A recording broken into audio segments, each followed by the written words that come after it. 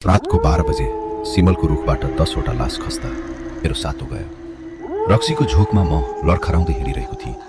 अचानक हावामा चमेलीको यस्तो बास्ना आयो मानौ कसैले मेरो नाककै अगाडि अत्तर छर्किएको छ। मैले टर्च बालेर यताउता हेरेँ।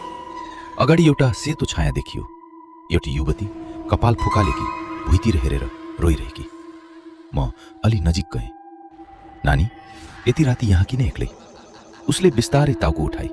उसको अनुहारमा मासु थिएन, केवल सुकेको छाला र राता आँखाहरू थिए। मेरो सातो गयो। म पछाडि हट्न खोजेँ, तर मेरो खुट्टा ढुङ्गामा ठोकियो। म लडेँ। मैले भुइँबाट टर्च उचालेर वरिपरि घुमाएँ। मेरो रगत नै जम्यो। सिमलको त्यो एउटै रुखबाट एउटी होइन 10वटा त्यस्तै सेता आकृतिहरू सरर तल झरिरहेका थिए।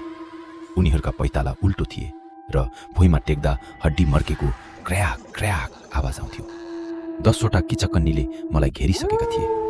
उनीहरूको खिचिचिची हाँसोले मेरो कानको जाली नै फुट्ला जस्तो भयो। म चिच्याउन खोजेँ, तर घाँटीबाट आवाजै निस्किएन। तिनीहरूका चिसा र हड्डी मात्र भएका हातहरू मेरो शरीरतिर बढिरहेका थिए।